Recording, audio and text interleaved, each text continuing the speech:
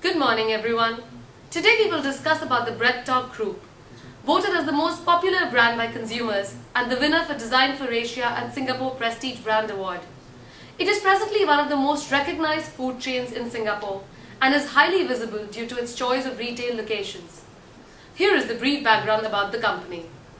面包可以与你对话，面包是有生命的。我们取了一个名字叫 BreadTalk。 BreadTalk, a brand that communicates with customers, a brand that reflects life. BreadTalk speaks of success from all over the globe. BreadTalk Group started out with the maiden BreadTalk outlet in Bugis Junction in 2000 and attracted long queues with signature floss buns. 我记得开店的时候，我太太丽玲跟我们前面的一个总经理都在现场当店长、当收银员、当服务生。那我们第一天做出来才100多块，100-200块，甚至到300块，甚至到1000块，甚至到2000块。到最高的时候，我们这个小店竟然一个月可以做200千新币哦。那我们觉得整个团队很震撼，这么小的店会有这么高的评效。所以那时候我们就为 BreadTalk 计划，我们3年内要做上市。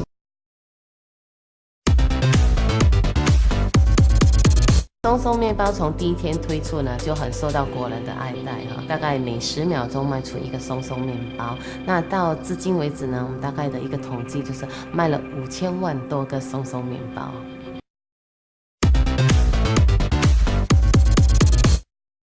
A trendsetter in the industry, and with a portfolio of 7 brands under the umbrella, BreadTalk Group has established over 500 branches worldwide. The signature toast box, a favorite among the Singaporeans, brings to you the taste of the famous Nanyang coffee and thick toast. Food Republic, one of the most delightful dining experiences, this is a perfect blend of hawker options and the luxury of restaurant dining, a must visit to get a flavor of the diverse taste. The Icing Room, a creative experience you won't forget. Surprise your loved ones and give them a chance to design their very own fabulous cakes. Ramen Play, an upbeat, authentic Japanese restaurant with a theater kitchen for a lively experience. Din Tai Fung. BreadTalk Group runs this Michelin-starred winning chain that brings to customers an enjoyable dining experience in a modern setting. Carl's Jr. chain in China, a premier American hamburger joint being run by BreadTalk. BreadTalk's vision is to expand all over the globe. In Southeast Asia, BreadTalk is successful and growing in 7 countries. In mainland China, their bakery outlets are found in 46 cities. They are also set to enter and explore challenging markets such as India. Supported by a global staff of 6,000, BreadTalk manages over 500 F&B outlets.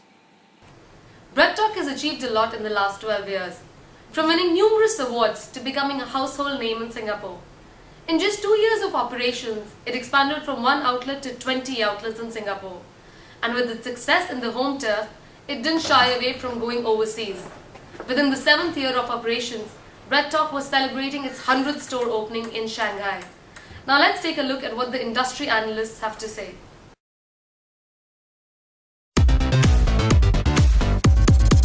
In just 10 years' time, BreadTalk has transformed from Singapore's local bakery into Asia's leading food and beverage group, covering 8 brands.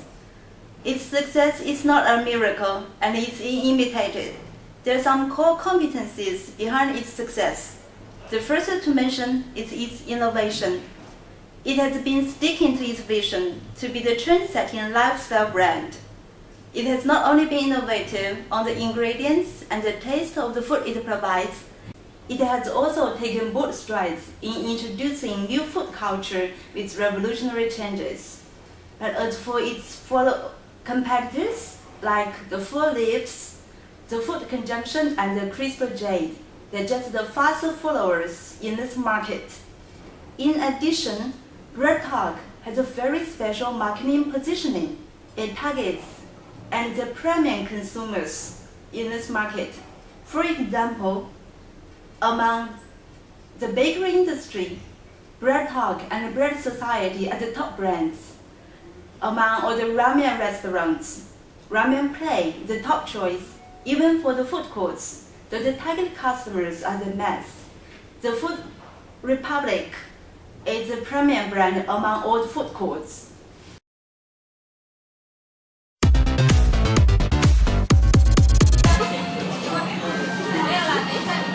Hi, this is Jack reporting from Din Tai Fung. This is the high-end Michelin star restaurant in Bread Talk portfolio. It's lunchtime and the place is absolutely buzzing. You can find every table here will order xiaolongbao, a very famous Chinese snack. People here are crazy for its juicy feeling and intoxicating sense. Today I ordered xiaolongbao, fried rice, and chicken noodle. All of them are just fantastic. If you haven't tried them, you are missing out. Mind you, the bill here will be $20 to $30. Anyway, excuse me while I'm getting back to lunch. Let me have a look how it tastes. Really awesome.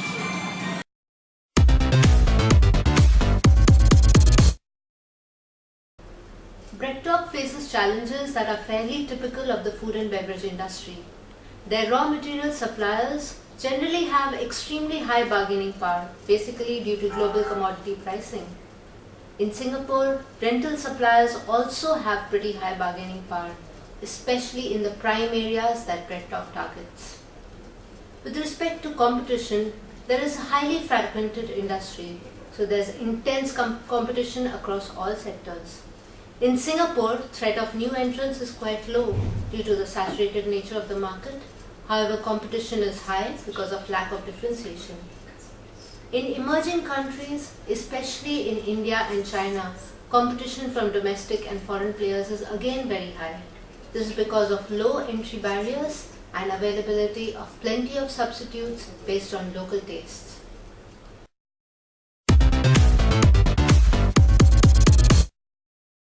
Bread Talk's like a really nice place to hang out with your friends when you're bored, but I wouldn't come here every day because it's a little expensive. I don't favor Bread Talk as such. I would go to any place where I can grab a quick bite. I'm like the loyal customer of Bread Talk. It reminds me of my childhood. It's really amazing. I like to come to Bread Talk because there are always new products and they have something new to try.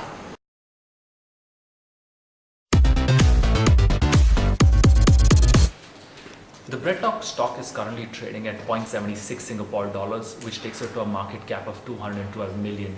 That's a PE ratio of 18. What's good about the Bread Talk stock? The revenues, net profit and cash flow have been growing year on year for the last 5 years. The ROE comes in at a healthy 15.25%, although that's a slight drop from 3 years ago. Very importantly, Bread Talk has a strong cash position of $87 million, which means it can go into further expansion or acquisitions. What's not so good about their finances? The return on assets is extremely low at 3.6%. Also, Bread Talk has been taking a lot of debt of late, which has taken its current ratio down to less than 1. Finally, the net profit has been getting eroded and is currently only about 2.75%.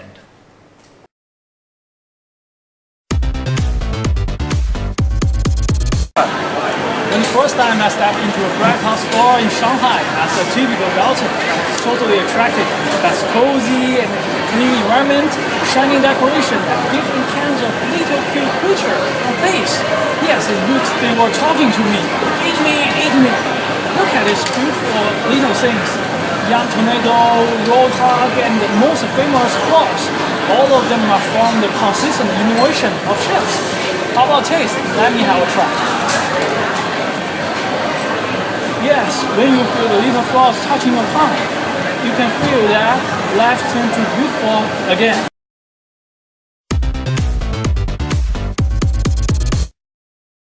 Things do look good on the surface, but underneath there always are some problems brewing. With over half of Bread Talk's revenue coming from Singapore, one of the main challenges that the enterprise faces today is the saturated level of the Singapore market. The number of providers here is growing at a much more rapid pace than what domestic demand requires. Another challenge as Bread Talk tries to go global is competing against established local brands in these new markets, which already have access to a good supplier network and cheap labor. Along with expansion come additional dilemmas. Since a large part of the business is outsourced to franchisees, quality control and brand image become of penultimate importance.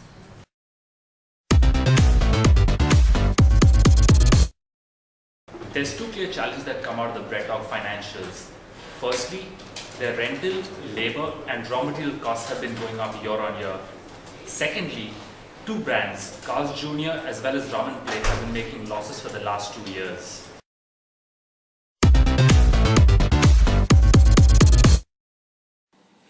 Hi, I am here today to make some recommendations. In response to the saturated market in Singapore and Hong Kong, BreadTalk have took the correct approach in venturing to developing markets, especially China and India. But these two markets have its own problem. In India, expansion have fallen behind expectation. There are only 8 outlets, short of the projected 40 outlets. BreadTalk could seek a stronger partner in India, like Lavazza. Taking full ownership is not advisable, given the limited knowledge they have of the market. In China, expansion is at an exponential rate, but they face competition from Taiwan and Japanese bakeries, which BreadTalk originate their ideas from. Efforts have to be made to design and cater products specific and unique to the targeted customers to increase same-store sales. Now we look at the second recommendation. In terms of the conflict between quality control and business expansion, BreadTalk could take a break from brand expansion and focus on depth of existing brands.